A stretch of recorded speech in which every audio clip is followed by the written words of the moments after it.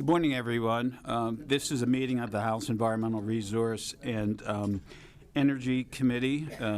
Today's topic is House Bill 2277, the so-called press legislation, a public hearing.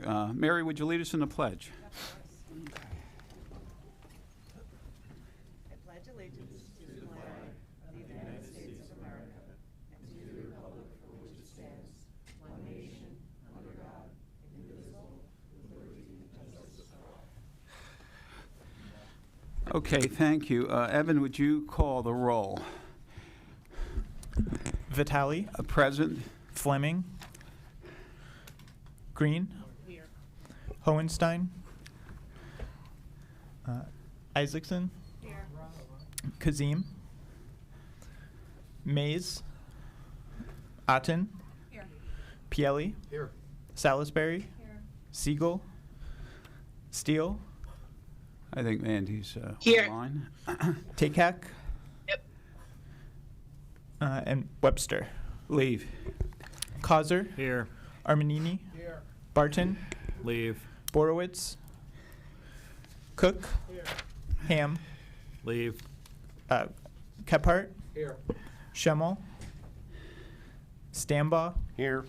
Warner, Leave. Wentling. Okay, very good. As mentioned, on today's hearing agenda is a public hearing on House Bill 2277 by Representative Friel Otten, the so-called press legislation. Climate change is the most serious long-term threat to this planet. Scientists tell us we must reach carbon neutrality by mid-century to avoid the worst effects of climate change. Climate change, in fact, is already upon us, as evidenced by the deaths around the world due to the current heat wave. In reaching carbon neutrality, it is necessary that we shift away from fossil fuels like coal and oil and natural gas and to fuels like wind and solar and other renewables. In 2004, this legislature passed the Alternative Energy Portfolio Standard, which required electric distribution companies to use at least 8% of their of the power they use to generate electricity by renewable standards by 2021. At the time, it was a robust standard, but since then, Pennsylvania has been outstripped by many other states. In fact, New Jersey requires 50% renewables by 2030. New York requires 70% renewables by 2030. House Bill 2277, authored by Rep. Friel Otten, also a product of work by the administration, would raise the alternative energy renewable standard to 35% by 2035 and also rename it the Pennsylvania Reliability Energy Sustainability Standards Act. This is part of the governor's energy strategy along with the so-called PACER bill. Today we have 6 testifiers on this issue. We have Jacob Finkel from the governor's office. We have Robert Ruth from the Natural Resource Defense Council. We have Sharon Pilar from the Pennsylvania Solar Center. We have Stephen Bennett from PJM Interconnection. We have David Taylor from the Pennsylvania Manufacturers Association. And finally, we have John Walliser from the Pennsylvania Environmental Council. The format of our hearing will be like those which have occurred in the past. Each speaker will be part of a 15-minute segment. They will have up to 8 minutes to give their presentation with the balance for member questions. If any member's question cannot be asked in that time limit period due to a lack of time, that member will be given priority in the next segment. Before we begin, Marty, do you have any opening comments? I do. Thank you, Chairman Vitale. We have so much opportunity in this state, but I will say that I think the biggest threat that we face in this space is environmental extremism. We constantly have people who want to pick winners and losers in the energy field, and we have an opportunity where we can be strengthening our grid and lowering energy costs, but yet we're still here looking at these issues where we have are limiting our opportunities for growth and for energy production. And so I think that is our biggest issue that we face. I think we can do better. We have another mostly one-sided hearing. I think there's much more to be said. Okay, thank you, Chairman Cowser. Before we begin with our testifiers, Representative Friel-Otten, would you like to make some opening remarks on your bill? Thank you, Chairman. Sure. This hearing will be the first of, I hope, several hearings to discuss the administration's Pennsylvania Reliable Energy and Sustainability Standard. This has been an evolution from the AEPS bill that we introduced.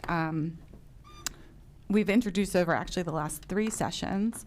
The current AEPS expired in 2021. We have been working on increasing that and changing that since 2019. This legislation is a product of many, many months of conversation and discussion and compromise with stakeholders from the environmental community, from the energy community, and from the labor community. The goal of this legislation is actually to be inclusive, and it does not pick winners and losers. It actually incentivizes increasing supply to match increasing demand, while also incentivizing lowering CO2 impacts to the climate. The goal of this legislation is to move the ball forward and to make sure that Pennsylvania continues to compete in the energy marketplace and hold our position as one of the top energy suppliers in the nation. And I believe, for me at least, I think the biggest driver is that the market demands are changing. And if Pennsylvania doesn't change with it, we are going to leave our Commonwealth and our constituents behind.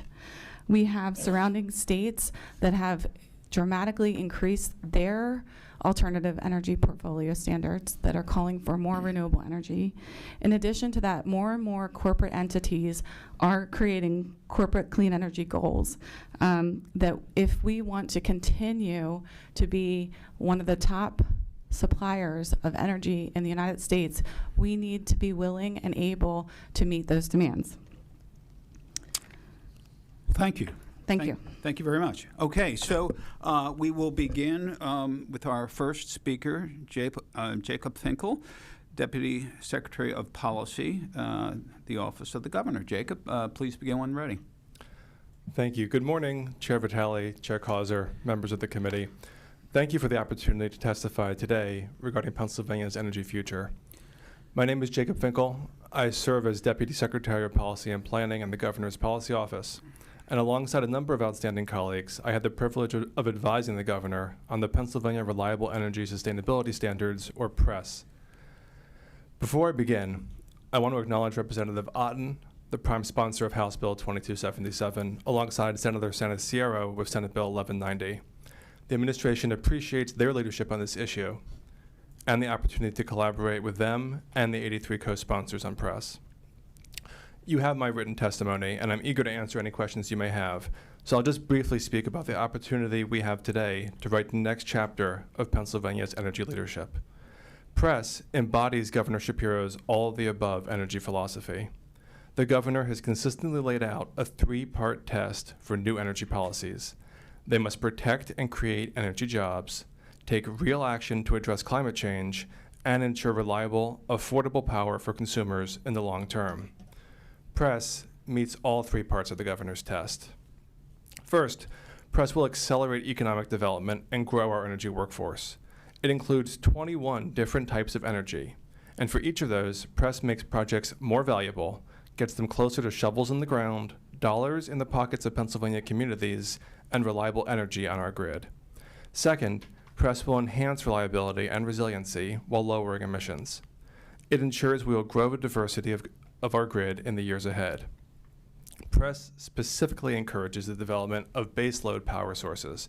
It offers a dual credit for long-term battery storage, includes next-generation natural gas plants that co-fire with hydrogen, including hydrogen from our 2 hydrogen hubs here in Pennsylvania, and provides funding for resilient technologies like geothermal and distributed generation, all for the very first time. Third, Press is the best value energy portfolio standard in the nation. It has built-in cost controls that refine the existing model used in our AEPS and allow Press to more precisely control the maximum price of different forms of energy. Finally, Press is a key competitive tool. Today's hearing is particularly timely because there's so much new energy waiting to be developed in our region, powered by remarkable federal incentives. Yet right now, those projects are too often skipping over Pennsylvania. Looking at our neighboring states, we have less queued capacity than Illinois, less than Indiana, less than New Jersey, less than Ohio, and less than Virginia. If we do not act, we risk losing the mantle of energy leadership Pennsylvania has proudly carried since the 1800s. If we do not signal to the marketplace that we want new generation built here, that generation will still get built, but in other states. Press sends that signal loud and clear. It does more than just pass the governor's 3-part test. It incentivizes the development of 21 diverse types of energy, ensuring the next generation of energy resources will be built here in Pennsylvania. For each of these reasons, you can see why organized labor, the environmental movement, and Pennsylvania's consumer advocate all stand together alongside the governor, embracing this proposal. Thank you for the opportunity to explain why Press makes sense for Pennsylvania, and I look forward to answering your questions. Okay, Marty? Rep Gephardt, did you have a question?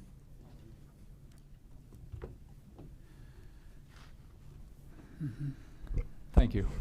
So I have a question regarding Reggie. The governor has yet to pull out of that, even though it's been declared unconstitutional. He actually appealed that decision, correct? We have appealed to the Pennsylvania Supreme Court. All right. So so you basically own that going forward here, just to be clear.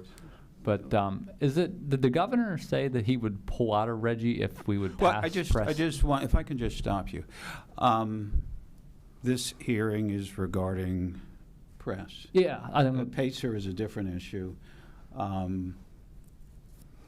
We can indulge you for a bit, but I mean, we want to stay focused in on the bill at hand, House Bill 2277, Okay. and the Alternative Energy Portfolio Standard advancement. Pacer is in another committee, and just kind of want to stay focused. Okay. Well, Thank you, Mr. Chairman. And we hope certainly that there will be a hearing on Pacer, and we look forward to participating in that. But Press is a really important proposal, and look forward to talking about that this morning. okay. Well, regarding this bill directly then, I'll redirect a little bit here.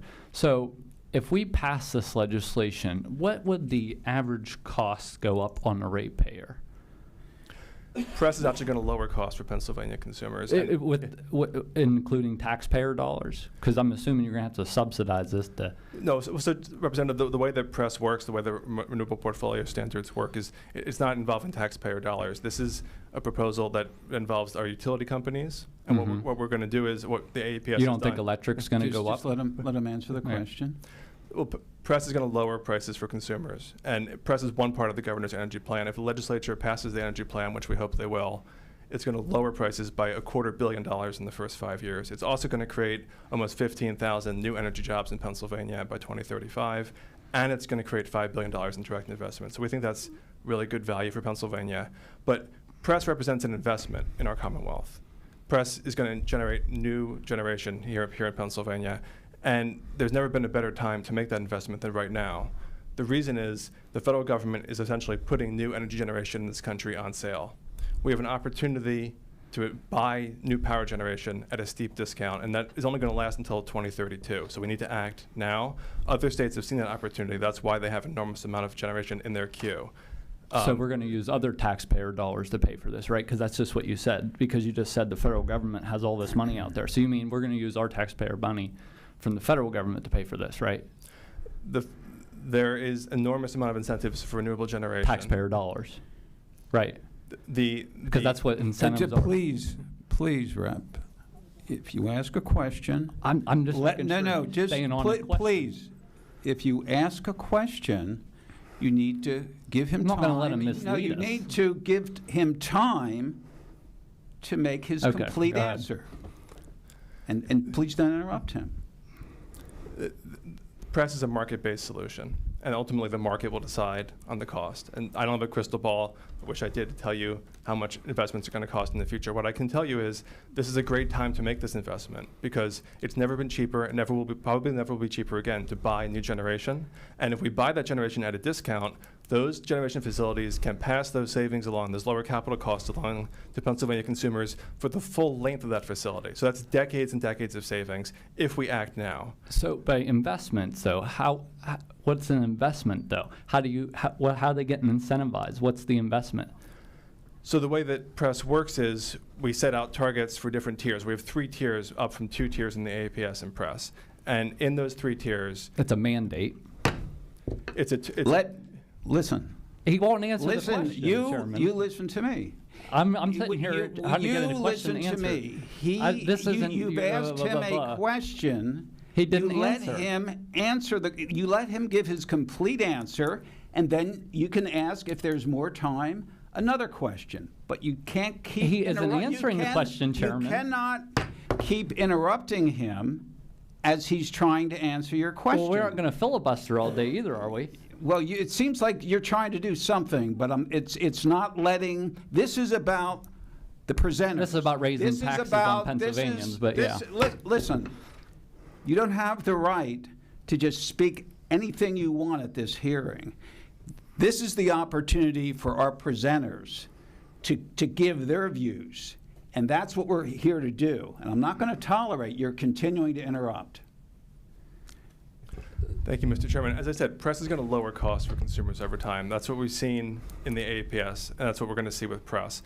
And as I said, this is That's a lie. this- I mean, Listen, this is not a courtroom, and you're not an attorney, and you're not. I am an attorney, Well, actually, you're not an attorney today, and you're not to conduct yourself by simply asking leading questions. I'm an attorney too, but that's not what we're here to do today. Just either. you don't like the facts, Chairman. Okay, Rep. Stambach, you're next. You're done. Mr. Chairman, you shouldn't be questioning the gentleman's motives. Well, He the does problem have a is line he of is not. questioning. He is not acting. He is not acting. You don't like the answers that we're going to get, Chairman. That's what you don't Rep. like. You don't like Stambach, the facts. you're next. The problem that we have, Mr. Chairman, is when you don't like what the gentleman is No. saying, you try to I want to hear what the gentleman's saying, and I don't I don't want want him to be interrupted. Stop.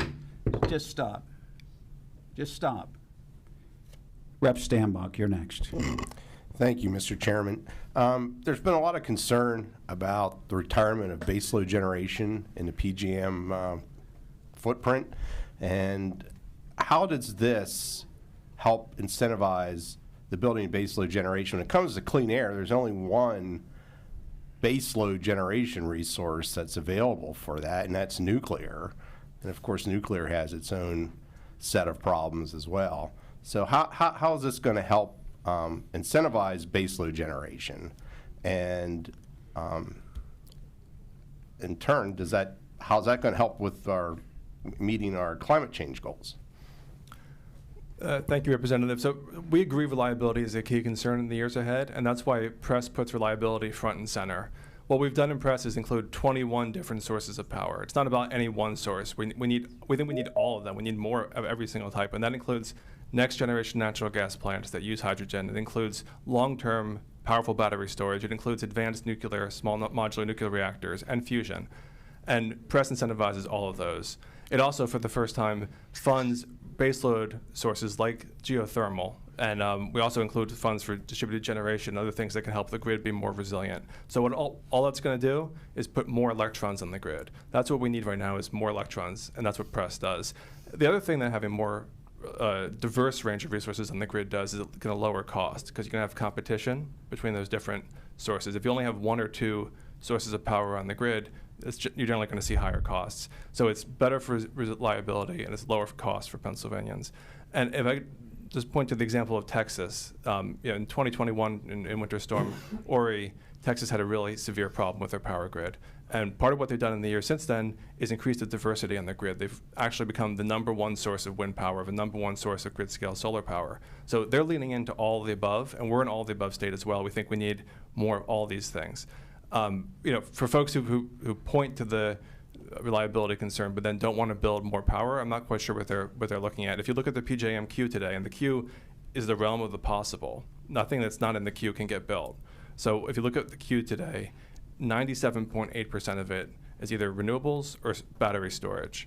That's what can get built in the years ahead. So if we want to be serious and we want to build more power generation, which I think we need to do, we need to be willing to accept that renewables and battery storage have an important part to play. But again, PRESS has 21 different sources of power. It's not any one thing. And we think we need all of those to solve this problem. Thank you. Rep. Otten? Thank you, Chairman. Jacob, it was really a pleasure to work with you on writing this legislation. It's clear to me that you understand the data and the numbers and how this all works together. And I think it's really important to drive the point home that the demand for energy is increasing. And the basics of supply and demand are that if you don't have enough supply to meet demand, prices go through the roof, right? And so I'm just really interested, you talked about the 21 different sources of energy. I really think that some of the work that was done was really smart by way of expanding options versus taking options away. And so there were lots of things that were put in there that would, some people might not like to see things like hydrogen, gas-powered plants. We've had a lot of conversation around that. But the ultimate goal would be to incentivize reducing emissions over time. And can you take an opportunity to speak a little bit more about how we looked at this as an all of the above approach and really helping to bring everyone along in the process?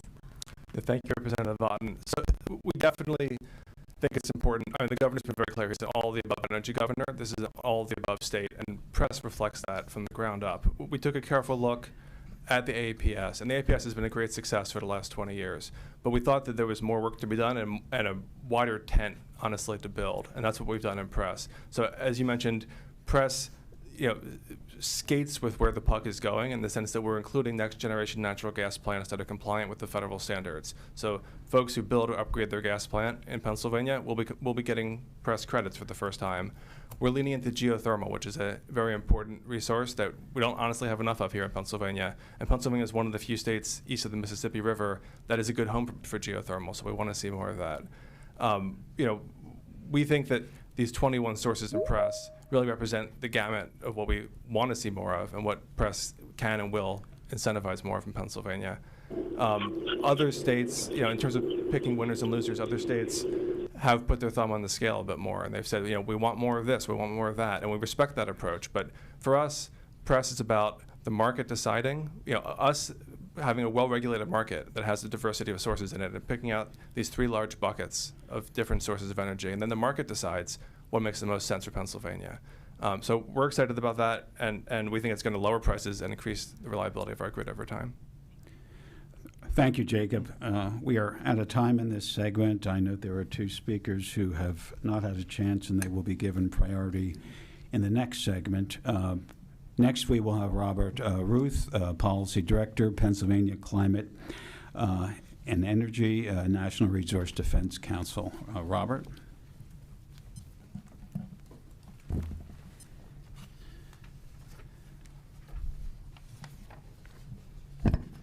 All right, thank you. Good morning.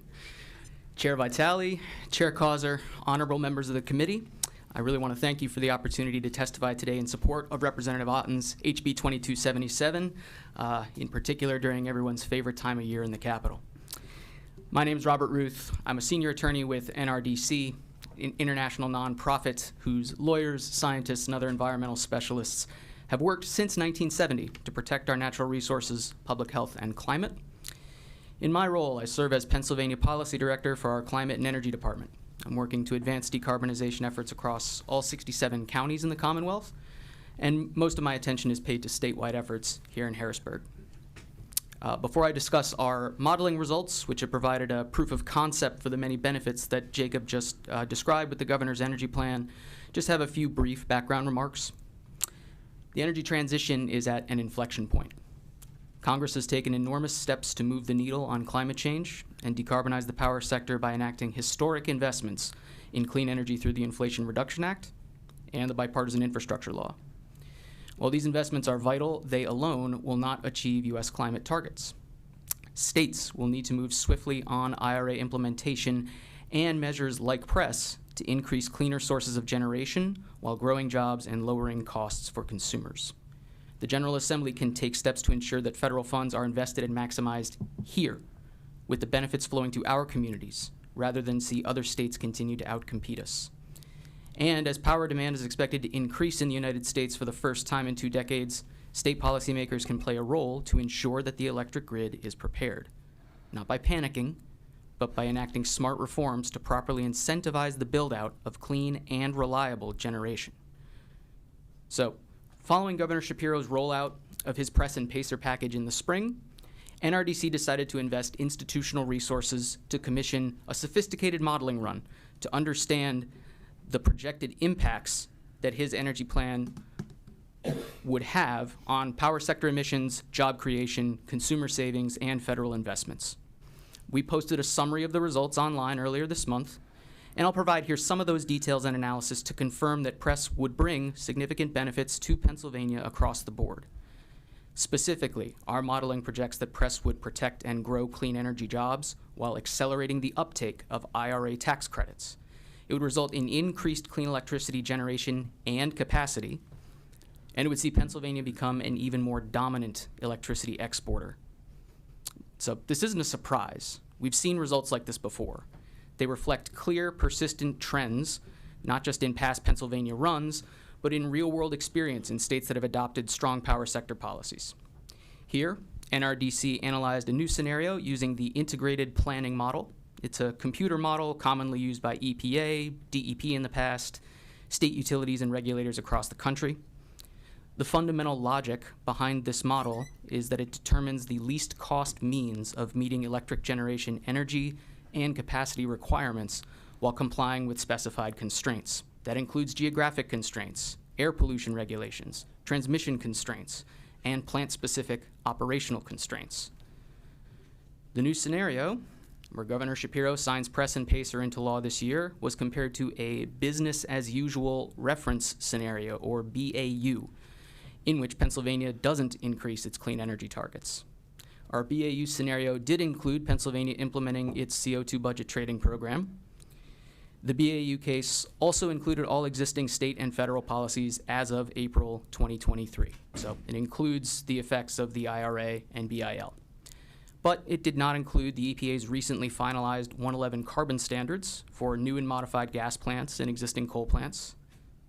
All of the assumptions that are included in the modeling, for example, technology performance and cost, increasing peak demand over time, fuel prices, all of those assumptions were derived from public federal government sources, like EIA's Annual Energy Outlook, the most recent NREL and Annual Technology Baseline.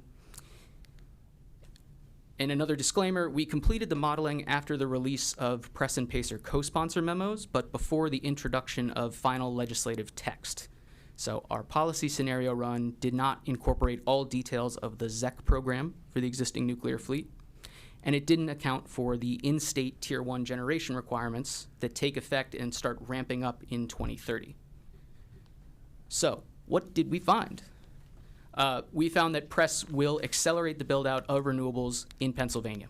It will result in greater near-term deployment of new clean energy and ensure higher clean generation in all years out to 2040, again, compared to BAU. Press would result in significantly higher total Pennsylvania generation and exports, especially into the 2030s. Net exports grow in our policy case to almost 120 terawatt hours annually.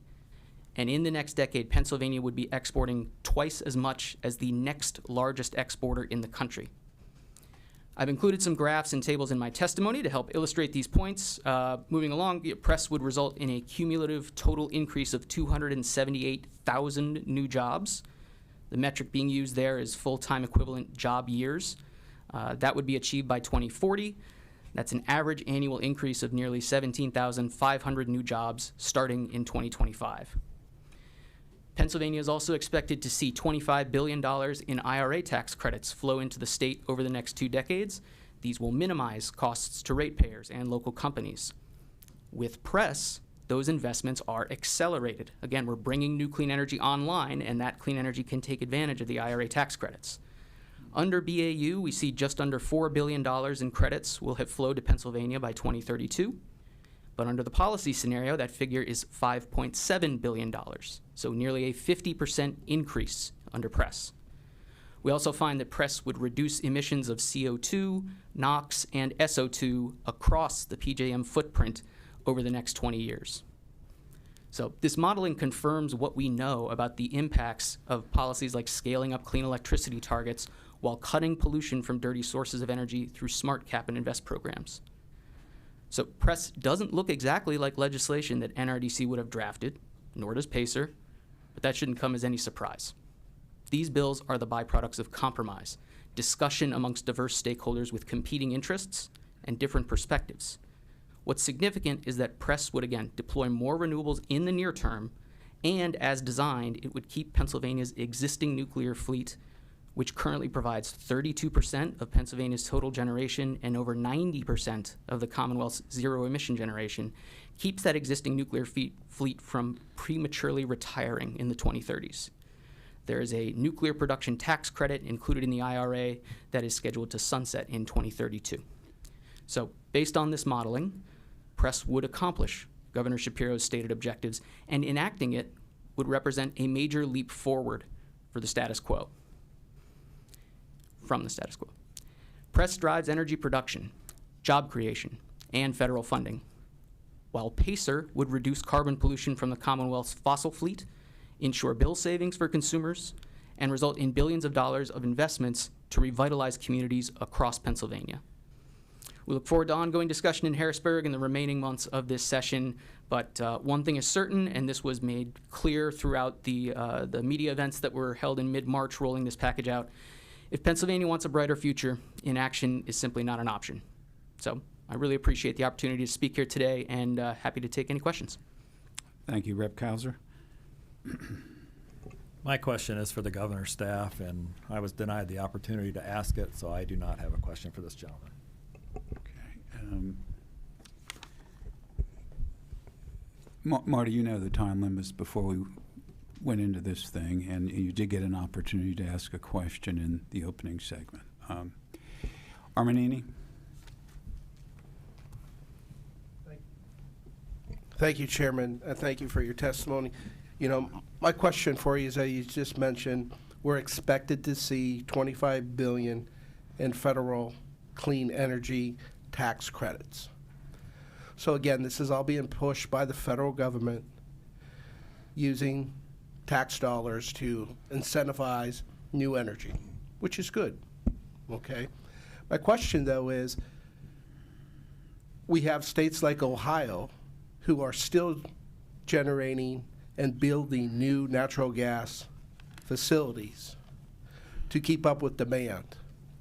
I'm going to go back to the push for EV. We're seeing that almost fail because consumers do not want EVs. The article that I read yesterday stated that 25% of EV users will not buy another one. We're spending a tremendous amount of money throughout the Commonwealth with putting EV stations in. So we're moving with new energy, but we have to make sure we don't have the cart so far ahead of the horse like we're doing right now. And our conversations from last week in the hearings, hydrogen. We already have people not wanting to use the waste coal, the natural gas. It must be clean. So before we move forward, don't you think we should have the plan correct and laid out so that we can succeed with this? Because Thank you. Thank you. Why don't you respond to that question? Of course, proper planning is critical, and I think that PRESS fits together with PACER as a package that could constitute a plan that will, as our modeling showed, increase Pennsylvania's generation significantly and do so in a way that ensures that it's reliable sources of generation in addition to being clean. So EV infrastructure build out, that will be one particular source of increased demand in the years ahead, but all of the modeling results reflected based on inputs and assumptions that are capturing the anticipated changes both to our electric grid and to power generation throughout PJM. do we have data that shows what solar and wind is doing right now as far as how far they are to full capacity? I found it amazing. I was driving to Loretto on Thursday, and all those glorious windmills, there was not one moving.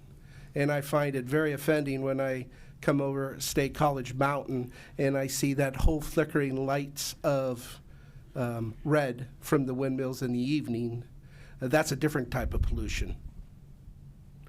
So my question is, do we have the numbers on how efficient solar and wind is being used in Pennsylvania? You want us to push toward it. You've asked a question. Let's let the speaker answer it. No, it's a good question. I don't have the figures off the top of my head, but there is relevant information about the capacity factors for both solar and wind generation in Pennsylvania, how often they're running and how much power they're contributing compared to their total capacity. Well, I believe that information is critical to move forward with anything. Okay. Any other questions? Any other thoughts? Okay, thank you. Thank you, Robert. Appreciate that. Next, we will have Sharon Pilar, founder and executive director, Pennsylvania Solar Center. I think Sharon is testifying virtually today. Yes, can you hear me? Yes, we can. Wonderful. Thank you so much. Hello, Representative Vitale, Representative Causer, and members of the committee. Thank you so much for this opportunity to speak with you today regarding House Bill 2277, or known as PRESS. And I appreciate the ability to join you virtually and apologize for not being able to be there personally. My name is Sharon Pilar. I'm the founder and executive director of the Pennsylvania Solar Center, which is located in Pittsburgh. We are a nonprofit, nonpartisan organization that envisions a world powered by energy that's reliable, affordable, and sustainable for all. We provide trusted guidance to usher all Pennsylvanians into the clean energy economy through our Get Solar Technical Assistance Program, our education and outreach work, as well as our policy advocacy. We also co-lead a coalition along with the Pennsylvania Solar and Storage Industries Association, or PACIA, of more than 70 renewable energy businesses.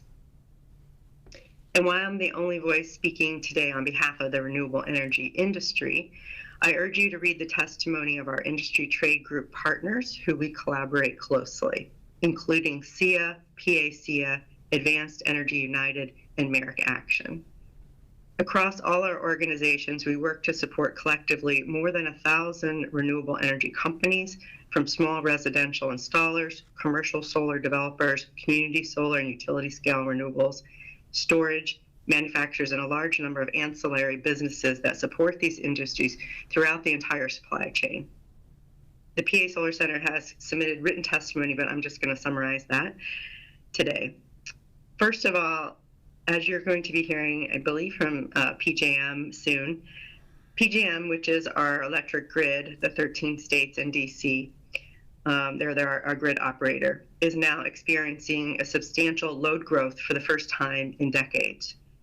And whether we like it or not, the fact is solar, wind, and storage comprise the majority of what is in the PJM queue, which those are the resources that investors are saying they're willing to put their money in and willing to build. There are very few fossil fuel plants in the hopper. And in order to meet our future energy needs, Pennsylvania must encourage investors, businesses, manufacturers, and other stakeholders to spend their money in Pennsylvania. And they need to do it as fast as possible in order to actually build out these resources and get steel in the ground. Press can achieve this goal because it provides a sound market signal to these businesses. Building these resources is also important for saving consumers money. There are a number of studies which are cited in my testimony that show that the larger percentages of renewables will suppress wholesale electricity prices, and that of course benefits all of us as ratepayers. And the International Energy Agency, in a report just a few weeks ago, cautioned the following, quote, "The quicker you move on clean energy transitions, the more cost-effective it is for governments, businesses, and households. If policymakers and industry leaders put off action and spending today, we will end up paying more tomorrow. The way to make energy more affordable for more people is to speed up transitions, not to slow it down." So in order to meet our energy demand, which is growing so quickly, we must unlock these resources in the PJM queue, as well as increase the adoption of on-site generation and storage. We're very eager to work with the legislature along with our industry partners to assure the inclusion of provisions that also support on-site energy resources, or they're referred to as customer generators in the AEPS, or we say distributed resources sometimes. And these are important so that we can effectively manage our future energy systems. On-site generation allows homeowners, businesses, schools, municipalities, farmers, warehouses, and others to generate electricity on-site in order to reduce their electricity bills.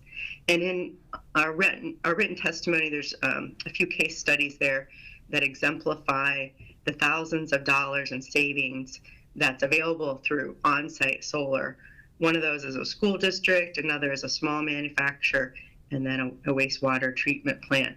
And those savings directly translate to saving teacher salaries, hiring more workers, expanding plant operations, and avoiding raising ratepayer taxes.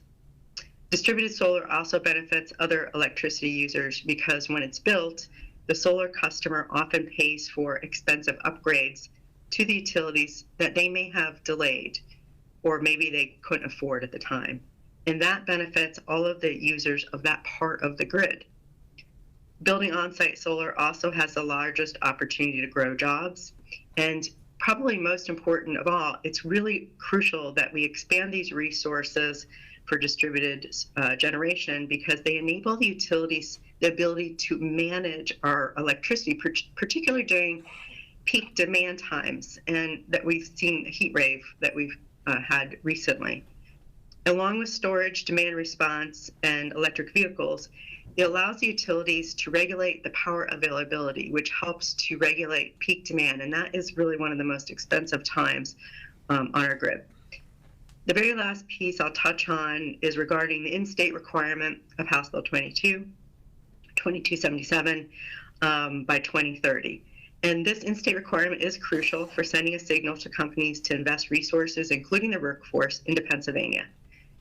The language of the bill requires a move from the current 0.5% in-state solar to 10% by 2030, but it's missing an incremental increase to get from that 0.5% to that 10%.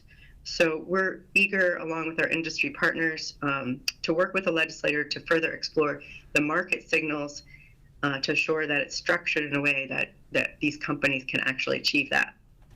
And I'll just stop there and excited to answer your questions. We do support overwhelmingly the press in this bill because it's a common sense approach that includes a diversified resource mix that saves consumers money, creates a reliable grid, and brings billions of investment into our communities. Along with our industry partners, we look forward to closely working with the General Assembly to bring the business expertise to the table to further inform the content of the bill, to maximize the economic development potential that our collective thousands of companies can help to realize through their investment decisions over the next 10 years. So thank you very much. Thank you, Rep. Fielli. Thank you, Chair. Good morning. I have a question.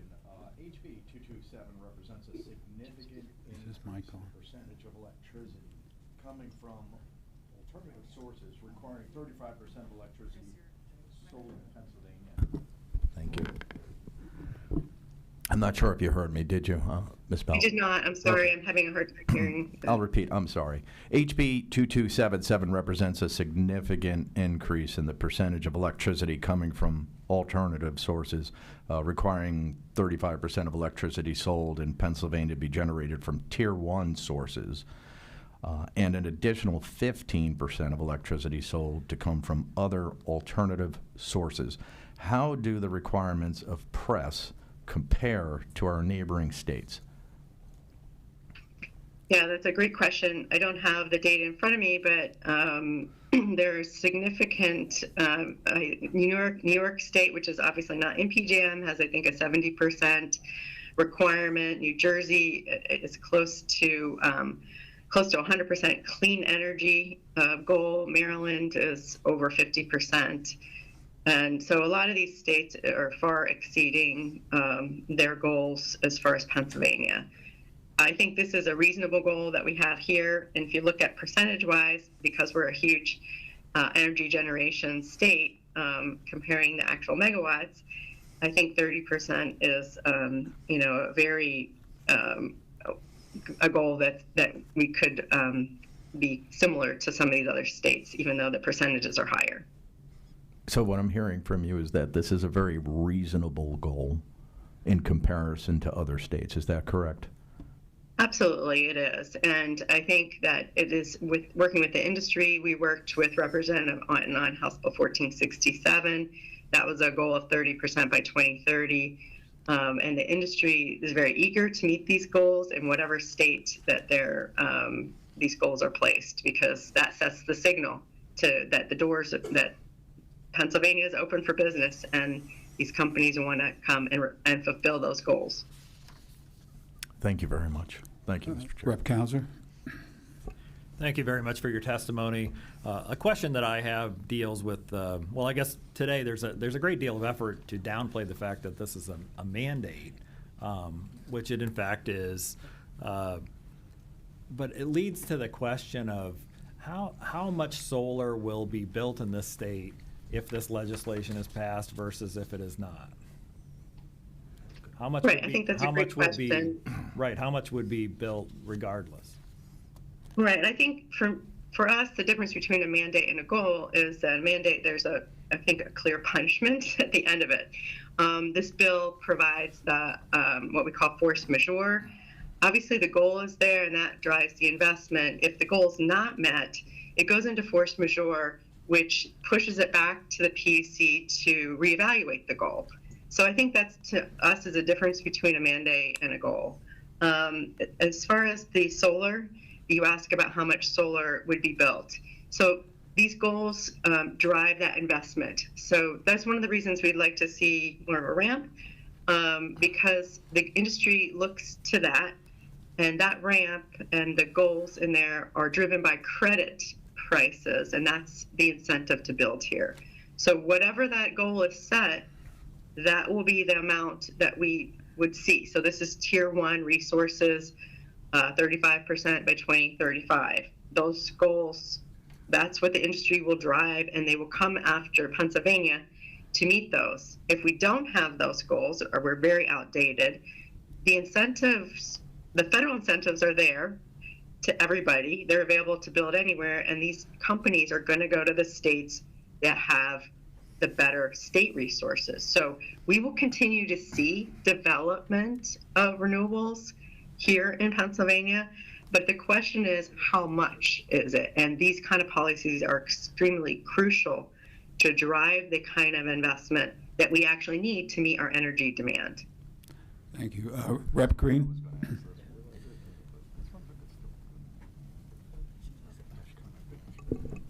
Good morning. I have a question. Pennsylvania generally lags behind our neighboring states in energy generation from renewable sources.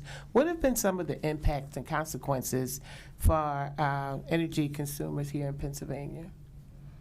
Yeah, I think that's an excellent question.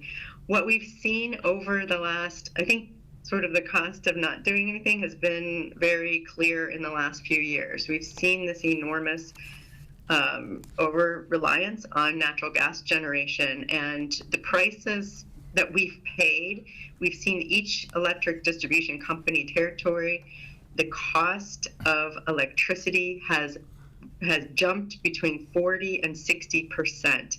During that time, most of that was because of the geopolitical issues that were occurring around natural gas, which is priced on a worldwide market. So that's why it's so important that we diversify our energy mix with a number of different resources. So we've already paid for not taking more action, and we will continue to pay more if we don't diversify. The beauty of renewables is that the cost is in the equipment up front. Once it's installed, of course, the energy is free. The sun, the wind, the heat from underground is all free. So there's a stabilization effect with electricity prices that come with renewables. And then when we add storage, it also helps with that. So the other piece that it helps is on that peak demand that I mentioned. Renewables, including solar and storage, can work to help pull down those peak demand times when everything is running full force. That's the most expensive time of our energy grid. And if we see this, I know we don't want to be California, but we already see that California did this 45 days in a row. Renewables plus storage they were running on and able to pull down and meet that demand. So there's this interplay of the base load power and renewables and distributed power that can work. And this is the new energy paradigm that we need to be working towards. Thank you. Thank you.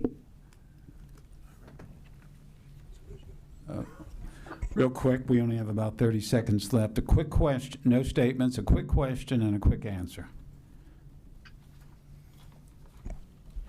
Okay, thank you. My quick question is, your solar panels, where's the majority of them being manufactured? Thank you. Right, a large portion of them with the IRA, Inflation Reduction Act, federal incentive to have those made in the United States. So there's a huge push to have that happen. A large portion of them are being manufactured in Asia, just like our cell phones. I'm sure you each have one of those. Semiconductors and computers are also coming from them. But now we are having this push. We've seen a lot of manufacturing open, and we support that. We would like to see more of that come to Pennsylvania. So that would be a different bill, but we would like to work with the legislator to attract more of that manufacturing to Pennsylvania.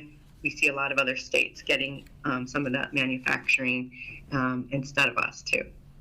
Thank you. So most of them are being made in countries that have no responsibility to clean air at all.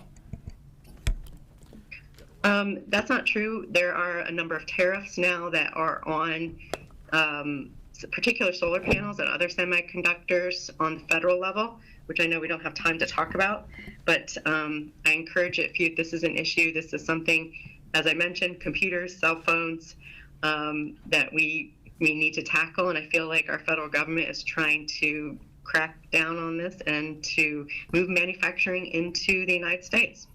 Thank you very much. Thank you, Sharon, for testifying today. We really appreciate it. Next, we will have Stephen Bennett, Senior Manager, Regulatory and Legislative Affairs, PJM Interconnection. Stephen, thank you for coming today. Thank you. I know I had to twist your arm a little bit. Not at all, not at all. You were so good last time. Thank you. Chair Vitale, Chair Causer, honorable members of the committee, thank you for inviting PJM to appear before you today. As the chair indicated, my name is Stephen Bennett. I'm a senior manager in governmental services for PJM. Next slide, please. And thank you to staff. I know we always bring slides, and that's probably an additional effort on your staff's part to be able to put them up for everybody to see. So thank you for that. This slide is a familiar one to anybody that's seen a PJM presentation, but I think it remains an important reminder that PJM serves over 65 million people in our footprint, and about a fifth of U.S. GDP is generated within our footprint. So you've heard PJM talk about our focus on reliability. That focus is honed constantly by the fact that we serve so many people and that the energy that's generated in PJM is so fundamental to such a large part of the economy of the United States. Next slide, please. Additionally, PJM creates quite a lot of value for the people that live and work within our footprint. The geographic diversity, the fuel mix diversity, and the consequent reductions in total reserve margins, the optimized dispatch, and the ability to have a large number of different generators across a large geographic footprint results in several $1 billion worth of value. And in fact, PJM and RTOs like PJM would not exist for very long if we did not provide value to our customers. Next slide, please. PJM's primary focus, our mission, is reliability. It's to keep the lights on and to do so at the most efficient cost possible. You heard before that we are a grid operator and a market operator, and that role does not actually lend itself to policy making or a lot of policy pronouncements. Our focus is on reliability and the markets that are necessary to do so at an efficient cost. Next slide, please. That said, PJM does have a set of strategies, pillars we call them, strategic pillars, and one of those is to work with states that are interested in decarbonization to help facilitate that. So for those states that choose decarbonization as a policy priority, PJM works collaboratively with those states to create a platform that hopefully can be leveraged for those states to reach their goals. Next slide, please. This has been asked, I think, a couple times today, is what do other state RPS look like across PJM's footprint and neighboring to PA? Hopefully this is a good visual representation of that. And you can see across PJM we have a variety of renewable portfolio standards and some states that choose not to do so. So again, PJM's role as the grid operator focused on reliability is to hopefully have a platform for states to choose to decarbonize or not choose to decarbonize. And to the extent that we can, we try to support those decisions one way or the other. And just as a way of clarity, those little boxes out in the ocean are in fact the offshore wind goals. So you have the RPS per state and then the offshore wind goals for certain states as well. So just so that makes some sense. Next slide, please. So a lot of what I'm going to talk to you today about is a little bit of the nuts and bolts and how does an RPS work. So a state that chooses really any kind of portfolio standard, whether it be renewable, clean, or others, can utilize a subsidiary of PJM to track those. And it's a very flexible system, very open, doesn't cost the state any money. But PJM has a subsidiary, and I want to point out in bold, it is capitalized independent. So I'm now speaking about an entity that's actually independent of the PJM grid operator. It's called PJM Environmental Services, and it has a system called the Generation Attribute Tracking System, or GATS. It wouldn't be PJM related if we didn't have an acronym. GATS is owned and administered by PJM EIS. It tracks environmental attributes for any generator across the entire PJM region. It supports a variety of subscription models, whether it, again, be renewable, clean, or otherwise. And the operation and maintenance costs borne by GATS, or costs are borne by the GATS subscriber. So it's the entities that actually utilize, not the states, but the utilities and the developers and the generators that use the GATS system actually bear the cost for that. Next slide, please. So in PJM, all generation is tracked. So the GATS system tracks all generation, and the states have the ability to define whatever system they want, whatever kind of portfolio standard they want, and we can generate certificates, RECs, alternative energy credits, carbon-free credits, whatever the state determines they want to be their portfolio standard, and the GATS system can generate those certificates for any kind of generation across our entire footprint. It's a system that is built specifically to be flexible to address the fact that, again, all of our states have a different view of how they want their generation mix to be. Next slide, please. There is no cost for states to use GATS, so I want to re-emphasize that. So the PUC and the DEP here in Pennsylvania are subscribing members to GATS. It costs no taxpayer money for them to be subscribing members. GATS tracks, again, all PJM generation, and again, the states can define. So, for example, the way press is defined currently is very adaptable within the GATS system. There would be no problem with us meeting the requirements of the press program in GATS itself. Next slide, please. You can see most of the state regulatory agencies across PJM are subscribers and users of GATS. They use, almost every state uses it for its official tracking and compliance with their standards. And again, here you can see the Pennsylvania PUC and the Pennsylvania Department of Environmental Protection are those free members there. Next slide, please. And again, every state can choose the eligibility. So a state can choose to, it can be offshore wind, it can be renewable, it can be zero emission, it can be solar, it could even be natural gas or coal if a state chose to create a portfolio standard that included those technologies. But whether it's a state RPS, a non-RPS, a voluntary, certificate, mandate, goal, all of those things can be tracked appropriately in GATS. Next slide, please. And GATS provides a lot of transparency. So again, in addition to flexibility, GATS is designed with transparency in mind. You can see the users, you can see what's being tracked, you can see buys and sells, you can see prices, you can see what's generated. So really, it's meant to have full transparency. So a policymaker, a regulator, a concerned citizen, an advocate can look at GATS and see the publicly available information to see how certificates are being generated, who's buying and selling them, at what price, and how well compliance is going for any particular state or portfolio standard. Next slide, please. And then again, my contact information in the event that there's any additional questions that we can't get to during the Q&A today. Thank you. Okay, thank you, Rep. Otten.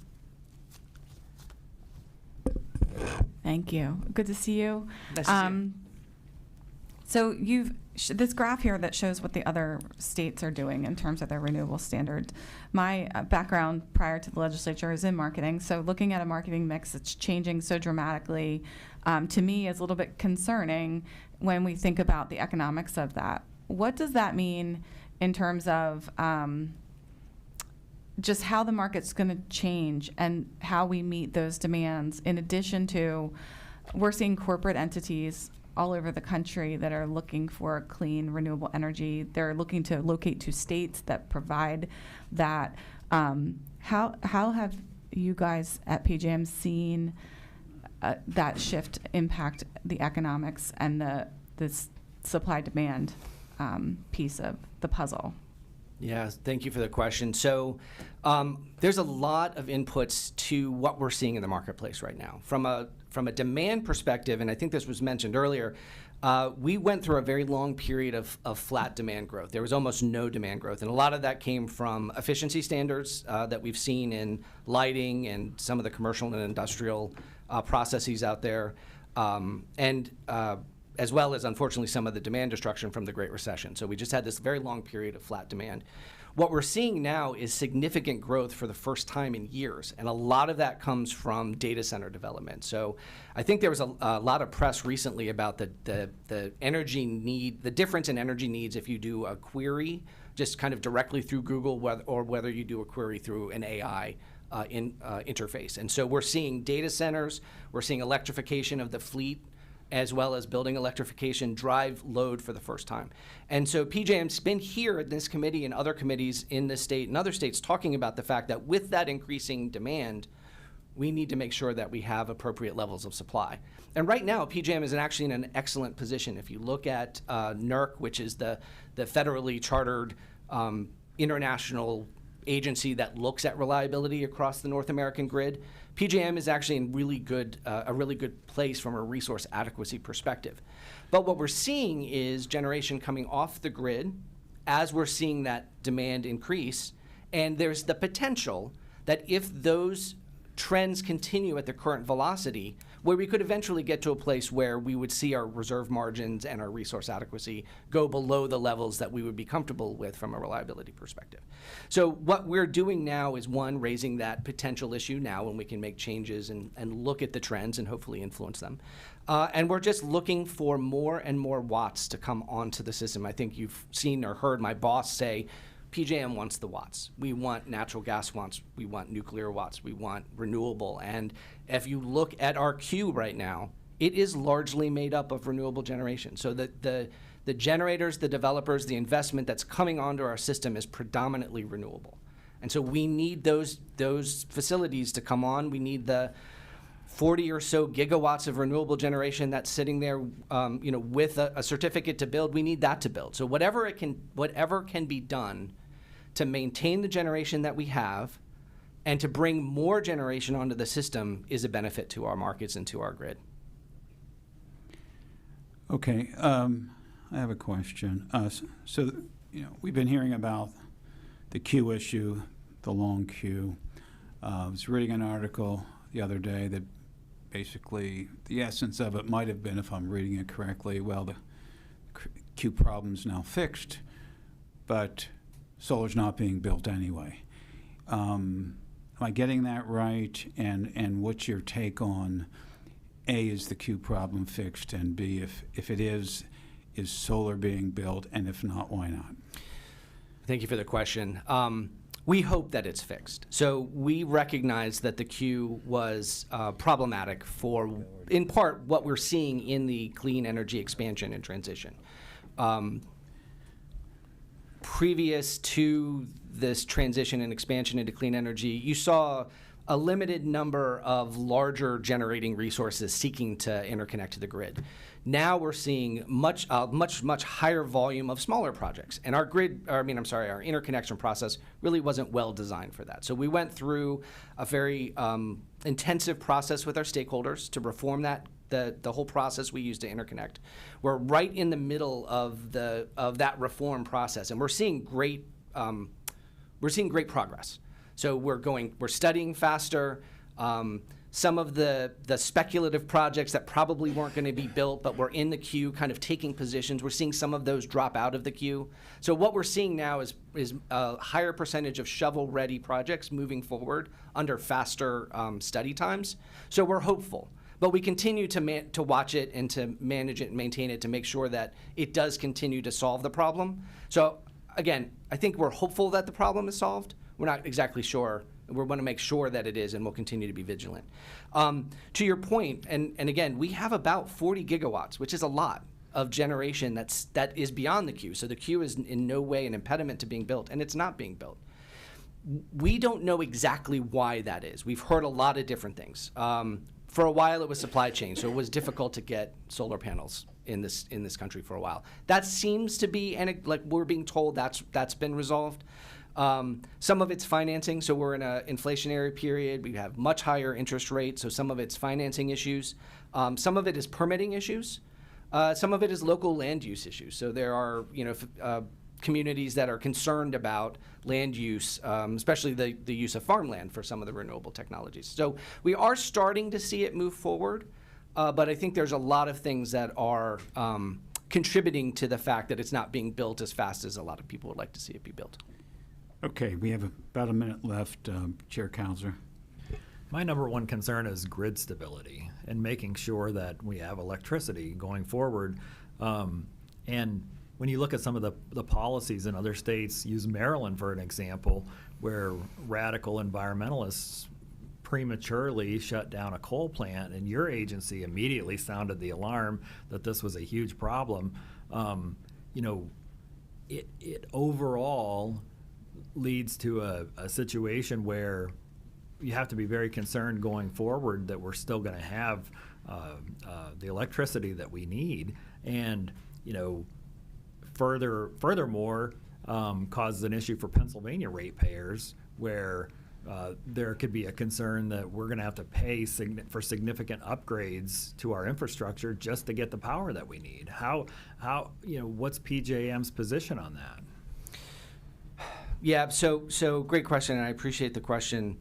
PJM recently put out a report, again, that I think we spoke about, and it does identify the potential for these accelerating generator retirements to be problematic for resource adequacy. When we do talk to states and they ask for our opinion, what we say is, by all means, we defer to state policy priorities, but there is benefit to looking at specific policies, legislation, regulation that seek to explicitly remove generation from the grid. before there is replacement technology or transmission or the ability to kind of backfill that. So we just ask that as policymakers look at these policies, to think about reliability and to make sure that we have what's necessary to backfill anything that's coming off the grid. So that's really kind of our main focus from a policy perspective there, is that we just want to make sure that we maintain the right level of diverse generation as we transition. And then once those technologies are available and some of the technology curve is accomplished, that then we see those older generation retire once we have enough to make sure that we can keep the lights on. Thank you. Okay, so we are out of time in this segment. We will next move on to David Taylor, President and CEO, Pennsylvania Manufacturers Association.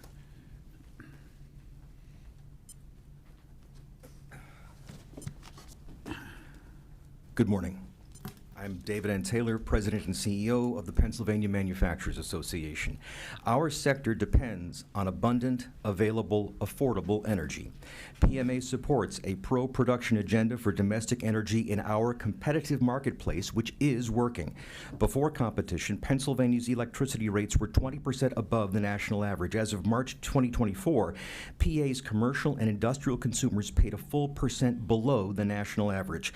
According to DEP, from 2005 to 2020, Pennsylvania's electric generation sector cut greenhouse gas emissions by 44.4%.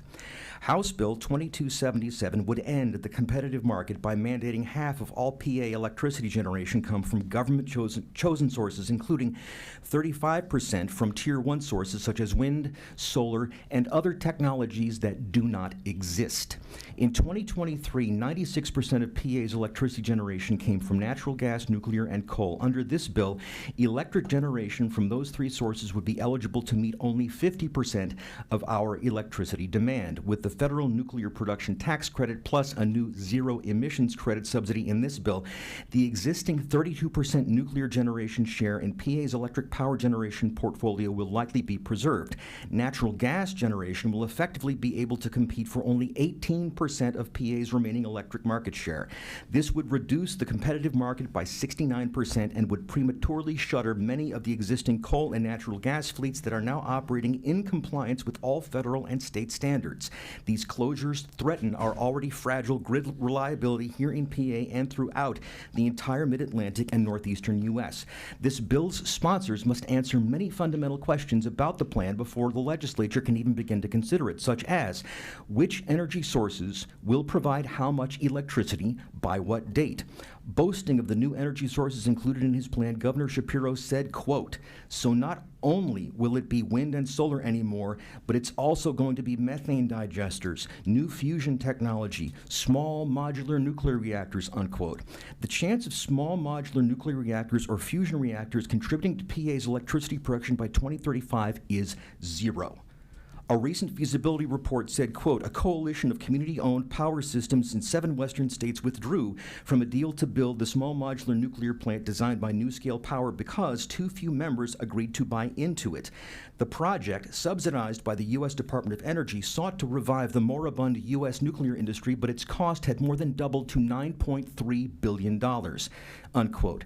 The report went on to say that, quote, "To some observers, the plan's collapse also raises questions about the feasibility of other planned advanced reactors," unquote. Before it collapsed, the project was set for a 2030 startup, but will now be delayed indefinitely. How can a comparable project be operational in PA by 2035 when no planning, financing, or siting has even begun? Fusion power does not exist at all. In a January 2024 report, it was stated, quote, "Fusion power has been one of those things that's been only 20 years away for about 50 years now," unquote. With no new electricity from fusion or small modular nuclear reactors, the only solar power will be minimally viable to generate the 35% Tier 1 mandate. So, how many acres of land will be consumed by solar panels and where will they be located? What remediation plans will be enacted to address water runoff, soil erosion, and loss of habitat to wildlife caused by building solar arrays and windmills? What remediation plans will be enacted to protect birds and bats that will be endangered by incineration by solar arrays and bludgeoning deaths by windmills? A state mandate requiring 35% of all electricity be produced by solar panels would be an environmental disaster because the low yield, intermittency, and fragility of that technology would require an impossibly large footprint of almost 1,600 square miles. Chester, Montgomery, and Lehigh counties combined total 1,587 square miles. We would need to clear cut every inch of all 3 counties for solar arrays and still come up short. Another option would be clear cutting a quarter of all state forests. Question: what battery technology will be used for power storage and backup? How much will we need, and where will they be located? Because of the intermittent nature of renewable energy, a massive number of batteries will be needed to sustain the baseload power, stabilizing the grid. Vox reports that, quote, few expect it to be by 2030, unquote, when affordable battery technologies will be able to provide any kind of baseload capability. Components of batteries include refined minerals such as lithium, nickel, cobalt, graphite, magnesium, vanadium, and others.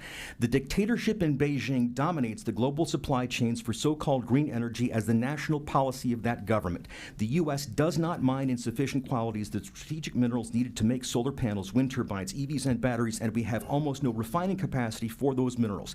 Any policy increasing the need for these products jeopardizes U.S. energy security to China's advantage. We must not give control of our energy production to a hostile foreign power. At this moment, in occupied East Turkestan, which the Chinese Communist Party calls Xinjiang, more than 2 million prisoners of the Uyghur ethnic group are being held in concentration camps where they are subjected to forced labor. According to Jenny Chase, head of solar analysis at Bloomberg New Energy Finance, quote, nearly every silicon-based solar module, at least 95% of the market, is likely to have some Xinjiang silicon in it, unquote. Moreover, quote, in a survey, World Vision also found that 19% of cobalt miners in the Congo have witnessed a child die at a mining site. 67% reported persistent coughing, and several girls had genital infections after working waist-deep in acidic water. In addition, up to 2,000 people die from cobalt mining accidents in the Congo every year, unquote.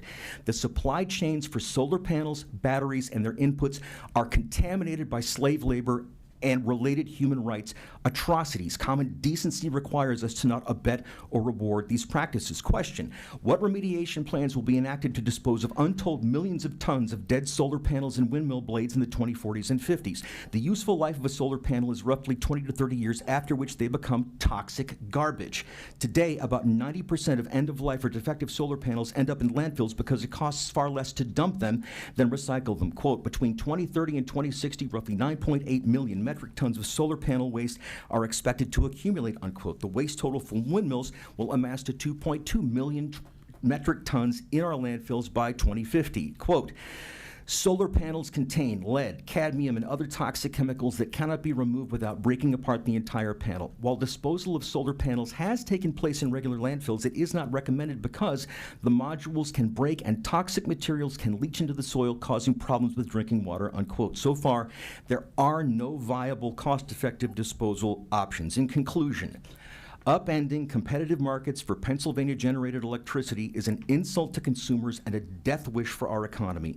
Through the purchasing of credits, AEPS mandates cost ratepayers $528 million in reporting year 22-23, while generating less than 1.5% of Pennsylvania's electricity. This is an expensively disastrous energy policy, and every single PA consumer pays the price. The cost burden under this bill could increase Tier 1 ratepayer costs to $6 billion over 5 years if fully implemented. For these reasons and more, PMA opposes any expansion of the Alternative Energy Portfolio Standards Act, including House Bill 2277. Thank you. Rep. Otten. Thank you, Chairman. Mr. Taylor, I am always entertained by your testimony, the hyperbole and ideology that comes with it. I'm trying to work through your words here and get to how any of this impacts growth of industry and manufacturing in Pennsylvania. And I'm actually curious to understand how the Pennsylvania Manufacturing Association is helping to leverage the funding and incentives and opportunities that are provided through the Inflation Reduction Act and bipartisan infrastructure law. It seems like there's a lot of opportunity to actually bring clean energy investment in manufacturing to Pennsylvania. And I'm just wondering if you can offer some insight into how we grow Pennsylvania clean energy manufacturing here in Pennsylvania, like our neighboring states, like Ohio and West Virginia, who are taking on battery storage manufacturing, and bringing these jobs to their states through these federal programs that have been so impactful to other states' economies. I'm really interested to know how Pennsylvania's Manufacturing Association is doing the work for Pennsylvania to grow our manufacturing in this opportunity and sector. Yeah, well, there are a lot of welfare recipients pretending to be businesses, and we're not among them. Interesting. So you don't have an answer? Well, the answer is we believe in letting our current market, which is functioning well, continue to work rather than being massively distorted by government interference through mandates, subsidies, et cetera. So is it the position of the Pennsylvania Manufacturers Association that you are not interested in taking advantage of the federal programs that are designed to grow the economy and bring jobs to Pennsylvania? Is that the position of the Pennsylvania Uncle Sam is Manufacturers going to be giving Association? away our money. We should get some of it back, but not at the cost, not at the long-term cost of distorting the marketplace for Pennsylvania energy when Pennsylvania is one of the leading generators in the country. And this is designed to suppress natural gas production, as I explained, even though we are cited on one of the largest natural gas plays in the world, that somehow the sponsors of this bill, I assume including yourself, would prefer the cleanliness of Chinese mines, Chinese refineries, Chinese coal plants, Chinese factories, rather than domestic American energy harvested by American workers. There's a lot of xenophobia there, but Xenophobia? I would like to just The clarify Communist Party in Beijing is I against would our like national to interest, man. clarify Wait, just the position. Okay, just wait. Danielle, ask a question, and then we'll let Mr. Taylor give an answer. Okay, Danielle, just ask a question. Is it the position of the Pennsylvania Manufacturing Association, minus the hyperbole, that your organization is not interested in growing Pennsylvania's economy and jobs through clean energy? We are not willing to take the opportunity cost of losing organic economic growth from the distortions that will result from all of this government-directed market manipulation. Okay. Armanini? Thank you, Chair. Good morning, David. Thank you for your comments. One question I have for you with press. Will that do anything for large commercial consumers of electricity for industry and manufacturing? We've heard how it's going to help consumers, but if we do not help our industry and manufacturing, we will not have consumers. Well, as I said at the outset, Representative, our industrial economy depends on abundant, reliable, market-priced energy, and that our current competitive system for electricity works. It has worked to drive costs down for consumers, both residential and industrial, and there's no good reason to throw that out. And again, it's going to undermine our competitiveness. I mean, I know this is not a hearing about RGGI, Mr. Chairman, but in the RGGI states that they saw a pronounced decline in jobs in energy-intensive industries. When you mess with the market, you raise prices, it makes it more expensive, makes it harder for our industrial economy to work. Okay, thank you. I think we have time for about one more question. Rep. Kauser. Thank you, David, for your testimony. One of the things that we heard, even including from the governor's testimony on this particular piece of legislation, is that this supports an all-of-the-above energy strategy, when in fact, reading the bill, understanding how the AEPS works, it actually supports specific energy sources. Yes, sir. And can you elaborate on that fact and the impact that it will have on manufacturing in the state? Yes, sir. I mean, again, we believe in the organic growth of the economy, which is free people making free choices in the marketplace on what they think is a smart business decision. People putting their own money at risk is how you wind up getting the best results in the aggregate.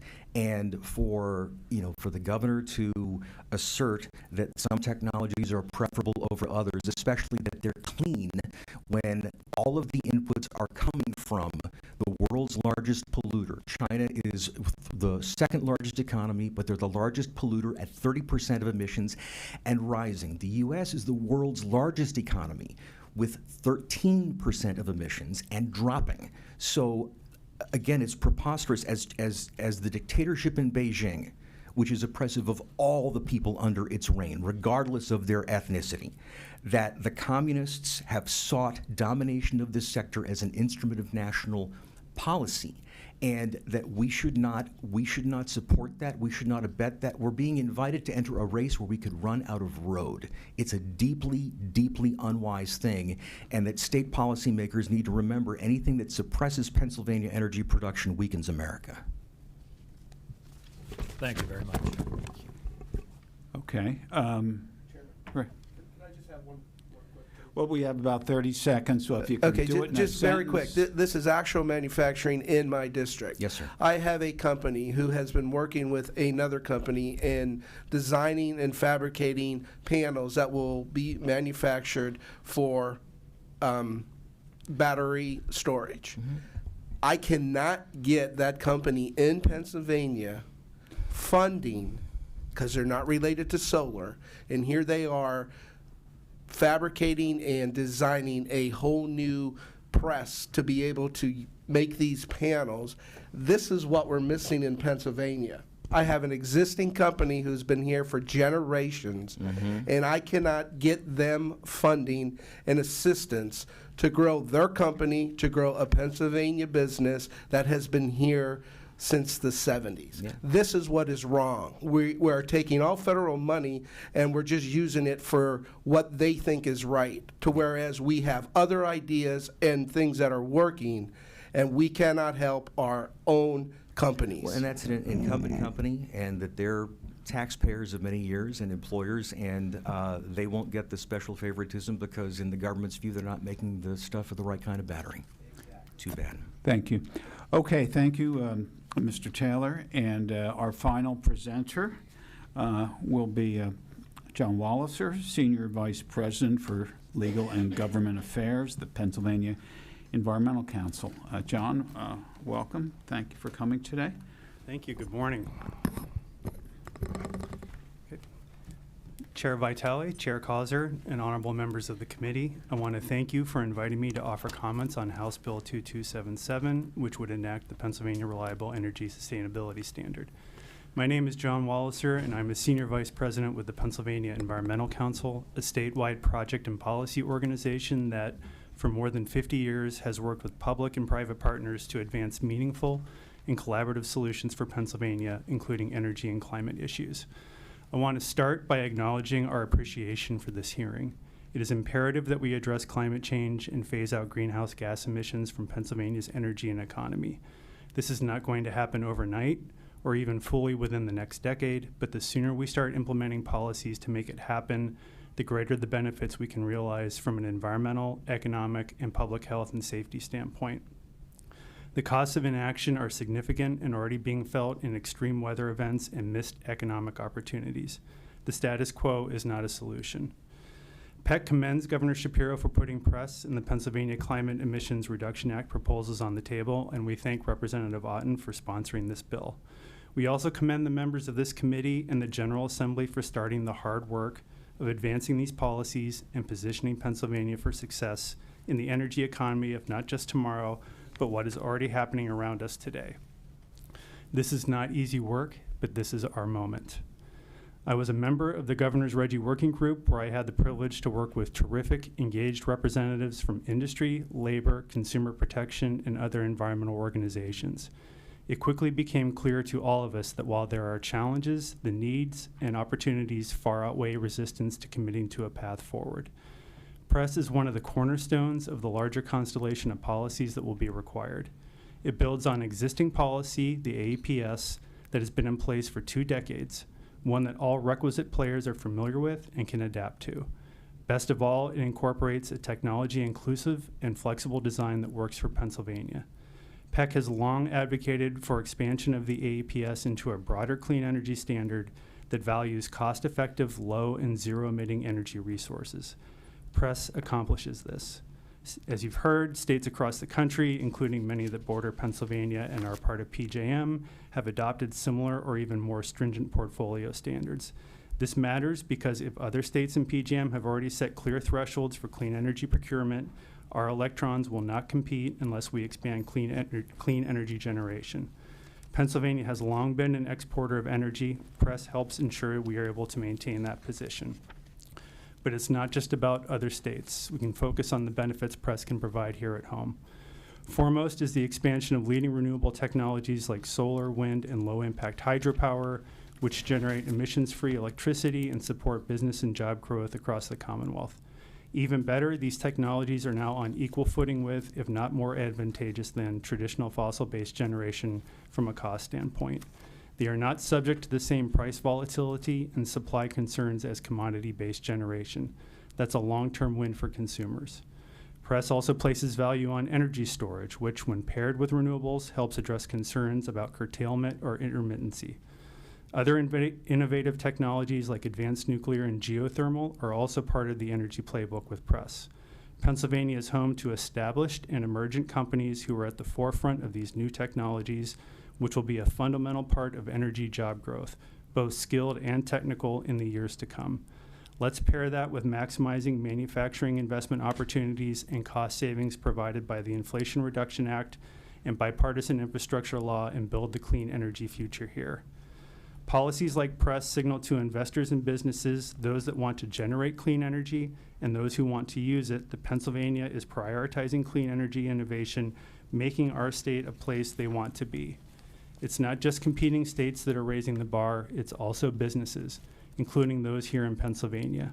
And as we progressively electrify industry and manufacturing that must compete in the foreign marketplace, where carbon constraints are increasingly a factor, we are providing them with an advantage to building or staying in Pennsylvania. Press also, as you've heard, establishes a mechanism to support our existing nuclear generation fleet over the long term, which is essential for both emissions-free and baseload power delivery. Press also includes a place for fossil-based generation with carbon capture or co-fired with clean hydrogen to compete when emission reduction performance metrics are met. Given that fossil generation will remain part of our energy mix for some time, we need to deploy control measures to dramatically reduce emissions. There are unprecedented federal incentives for industry to implement them, and they will soon be required under both recently finalized and additional forthcoming federal regulation. Pennsylvania will need to quickly implement robust carbon capture and storage regulations to protect communities, the environment, and landowners, and establish expanded controls and safeguards for infrastructure build-out associated with both carbon capture and hydrogen production. Press will also increase the resilience of our energy system. Right now, Pennsylvania is increasingly dependent on generation that is subject to price volatility and commodity competition. With energy demand growing, we are much better served doing everything we can to bring more and cleaner sources online to stabilize costs and energy availability. Press provides the additional benefit of valuing energy efficiency measures, which helps lower demand, saves consumers money, and creates jobs. There are other positive aspects to what Press can leverage for Pennsylvania, from site-specific wins like revitalizing legacy mine lands with solar to increase deployment of smaller-scale generation that can add even greater resiliency to the grid. But today I wanted to emphasize the big picture benefits of this legislation. Pennsylvania cannot avoid the clean energy transition, but we can win it. Press is one of several policies needed to do that, and we urge you to support it. Thank you again for the opportunity to present these comments, and I would be happy to try to answer any questions that you might have. Okay. Do we have, good job, John. Do we have any questions? Danielle? Nathan, thank you for your testimony and for your support. The previous testifier made some comments about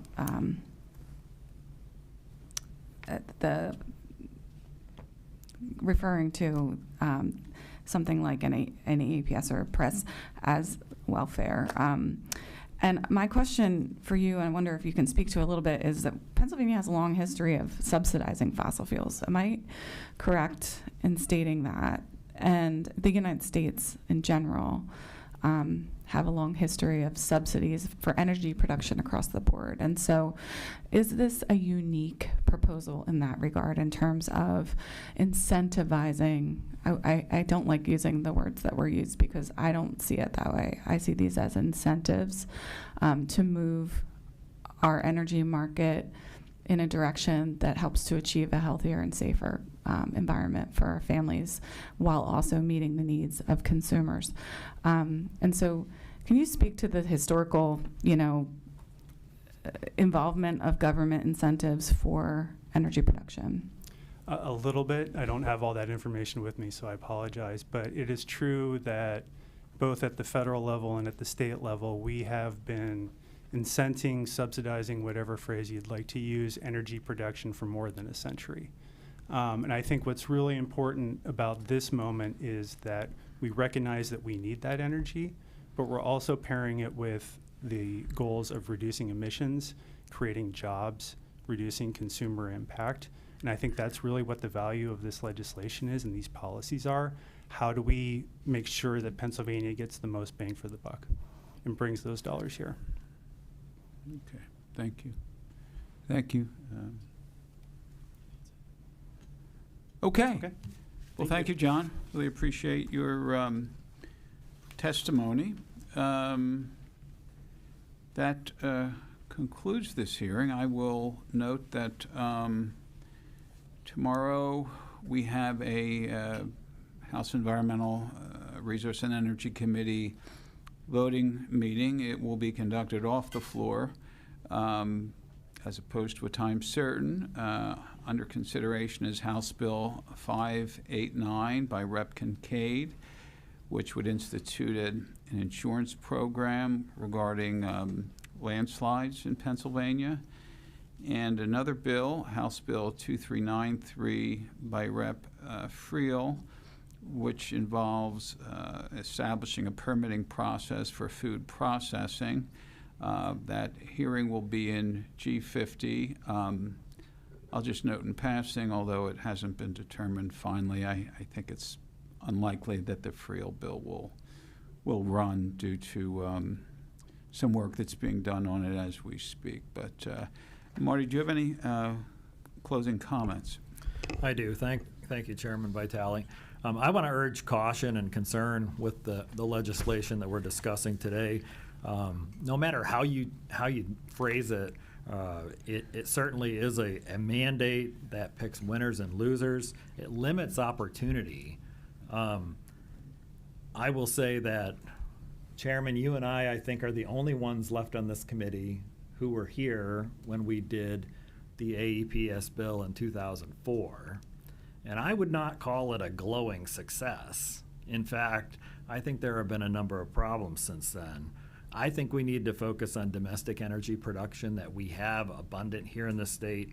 We have the opportunity to strengthen our grid to make sure that we have resources for the citizens and businesses in our state, and ultimately lower energy costs. But I think this legislation is misguided, and I think it would be a mistake.